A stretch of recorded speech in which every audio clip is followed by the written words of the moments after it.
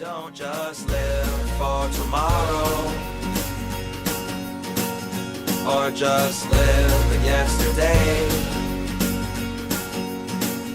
Just be glad for all you have that's in today. And though you've come through many obstacles. Hey everyone, Connie here, and welcome to my blind reaction to Shaman King 2021, episode 17. So, it's been a couple weeks, because last week, to prepare for Youmacon, we took off of a lot of stuff. And now this week, this is just late. So, excuse me.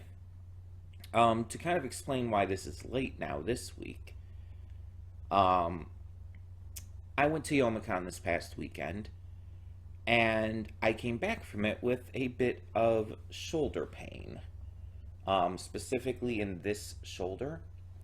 It's more like this kind of triangulated area of shoulder, back, and neck, and it's, I don't know what I did exactly, but whatever it was, it's caused notable pain that I just have been dealing with these past days. And while it's definitely healing, while it's definitely getting better, it's not like going like in big waves. It's a little bit at a time, over time. So right now it's like I can move a lot more freely than I could yesterday, but there's still some soreness, some tightness there, and if I move too fast or in certain ways, it'll still hurt.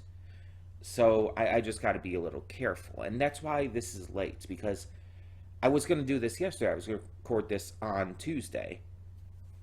But I wasn't doing well with it at that time. I was like kind of getting like tired of it and just annoyed by it. So I wanted to rest it. I wanted to rest the pain and nurse it a little and try to get it to go down quite a bit more. And I did. Because while I managed to do a couple things on Monday, the One Piece video and the Hell of a Boss review and all, it's like I couldn't even record anything else on Monday because it's like it was too bothersome. But luckily, nursing it and everything has been helping. I've been icing it. I took a hot shower on Monday. I'm probably going to take another. Stuff like that. So hopefully, by the end of the week, it'll be gone completely. Because even right now, I can feel like right at this point, like in the back of my neck, I can feel like this tightness. And it's like, because that's pretty much the height of where it reaches. And then it's just right around the shoulder back area there. So hopefully it'll be gone soon if I keep nursing it and taking care of it and all. But since it did go down quite a bit thanks to doing so yesterday, I am able to move a lot more. But I'm also able to get to some recordings because I definitely need to. So yeah, like I said on the community tab and everything yesterday, this is just being pushed back to today. It's just a day late.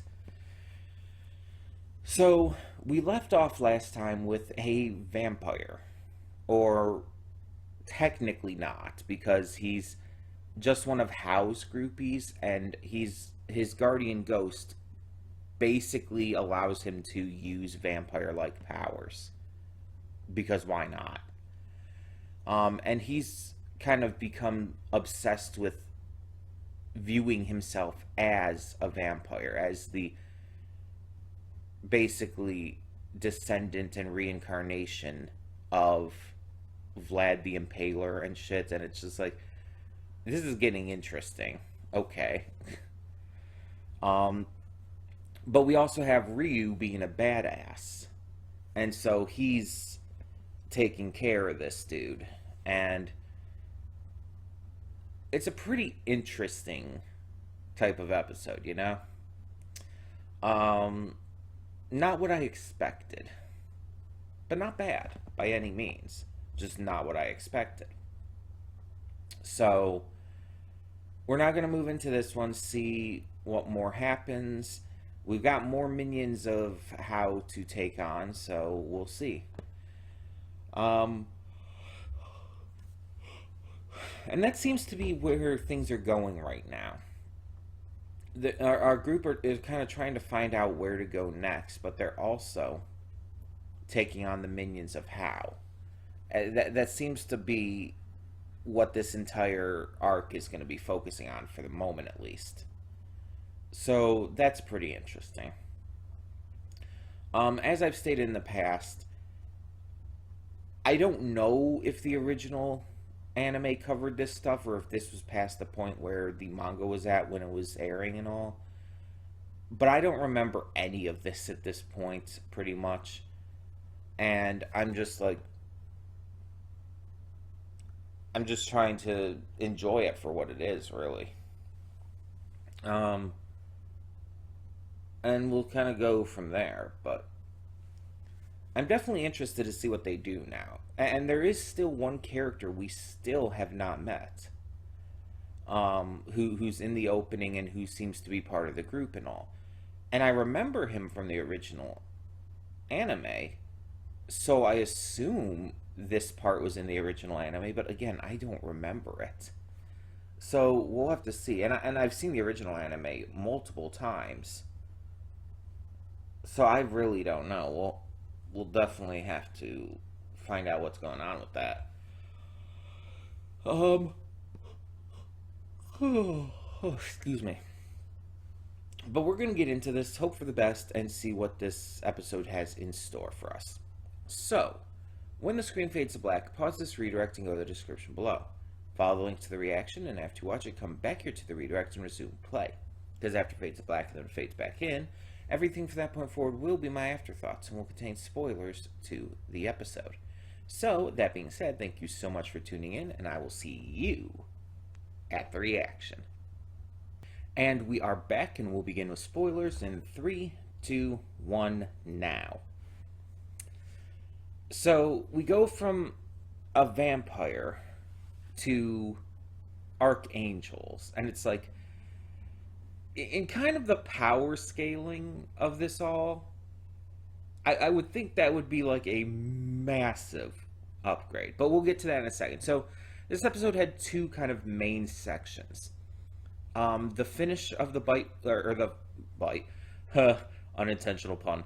The fight with Boris, the finish of the fight with Boris, and the X-Laws. So let's start with the fight with Boris. So, basically all that's left of the actual fight is Ryu using his big attack there, but we get to see a flashback to his training. While everything had been happening before, and Ryu was off alone, he did some training with Yo's grandfather, or tried to at least. He was rejected at first, but stayed outside of the mansion, just saying, like, no, I'm going to stay here until he says yes, basically. The grandfather eventually agrees to do something. I think his name is Mikihisa. And he brings Ryu to, and I guess Tokagero as well, to this river. And it's like, just follow this river and go up to the summit of this mountain, and that's your test. We'll go from there. And so Ryu does so. It takes him a few tries. He takes a few missteps. He messes up a couple times, but he does get there. And so his training goes on. He learns about these legends of the area that originated around this mountain and river and all. And he's able to get his training done, and we see the fruits of that as he defeats Boris and Blomhow. I think that is it Blomhow or Blomrau? Either way. So we see that with the fight over, having used up his Furyoku, Ryu is done with and has to be rescued by Lyserg as he falls to his death. Everything's good though, no one really got hurt, and Yo wants to try and get some information out of Boris.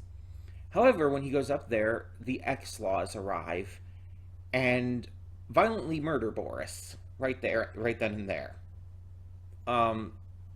Because that's a way to make your introduction to the series. Now, again, I've seen this leader of the X-Laws before, the one who uses Michael. I've definitely seen his design before, so, and I haven't seen much of anything regarding people's thoughts on this reboot, so I would have had to have seen him in the original. And I don't like remember all of this stuff about him, but I recognize specifically his design.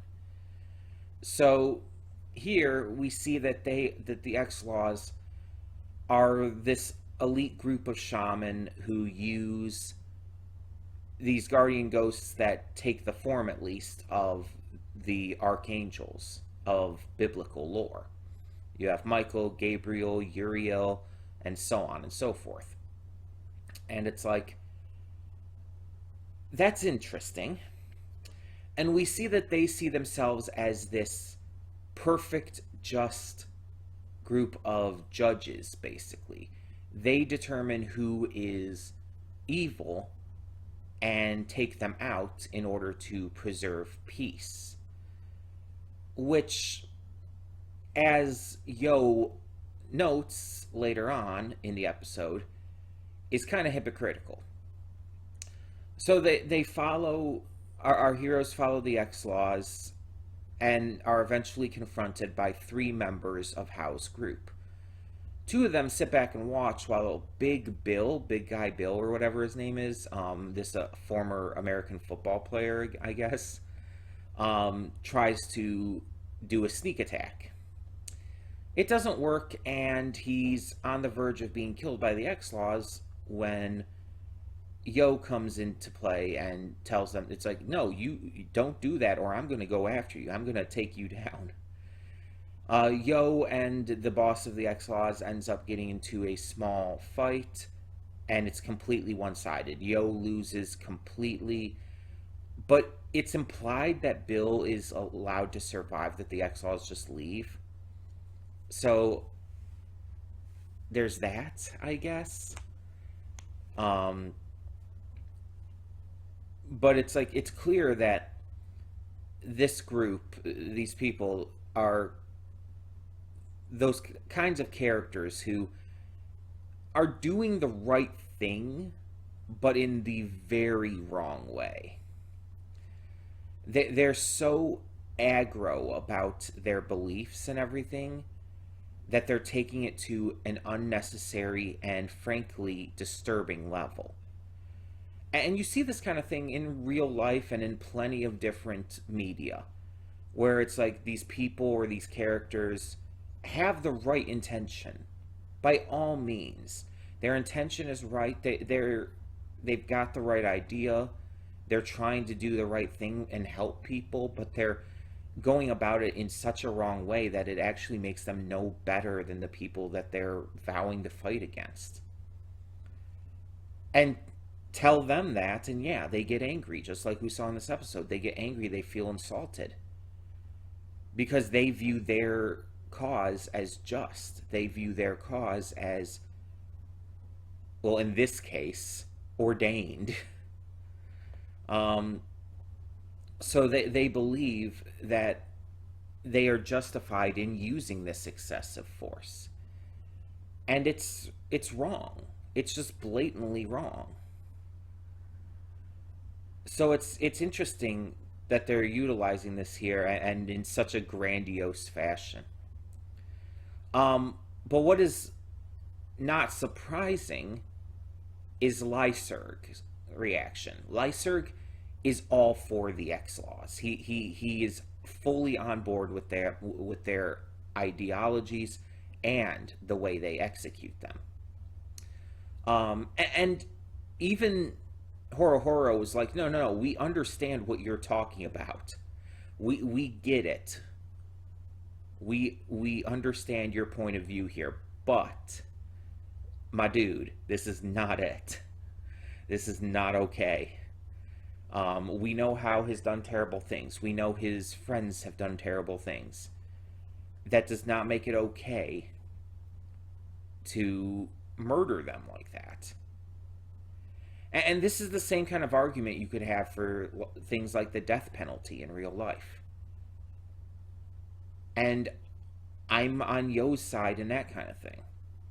It's like, it's not, it makes you no better than them if you're just going to kill them right back. If it's self-defense in the moment, that's one thing, or defense of other. But if you're just going to use that as a official, like, government punishment, basically, like, if the government is just going to punish you by killing you, it's like, that's not a good thing. That's kind of, that's not okay. That's not okay. Um, the government shouldn't have the power to put anyone to death like that. That's never a good thing. So yeah. Anywho, um, we see that the leader of the X-Laws, I think his name was Marco. I keep calling him the leader of the X-Laws, but I think his name is Marco. We see him acknowledge Yo's bravery, even if it was stupid, because he had no chance. And he lets everyone go, and they just continue on their own. So it's really interesting to see what kind of role these guys are going to fill. Like, what are the X-Laws going to be going forward? How often are we going to see them in upcoming episodes? Or are they not going to be around for a little bit, or just have a small role for a little bit and then become bigger later on? I don't know. But I'm definitely interested to find out. I'm definitely interested to see more with them. And hopefully, they end up proving to be very interesting in the long run. They're already pretty interesting, but you know what I mean. Either way, tell me in the comments below, what did you think of this episode of Shaman King 2021? And thank you so much for tuning in. For now, I'm Connie, and I'm signing off. See y'all next time.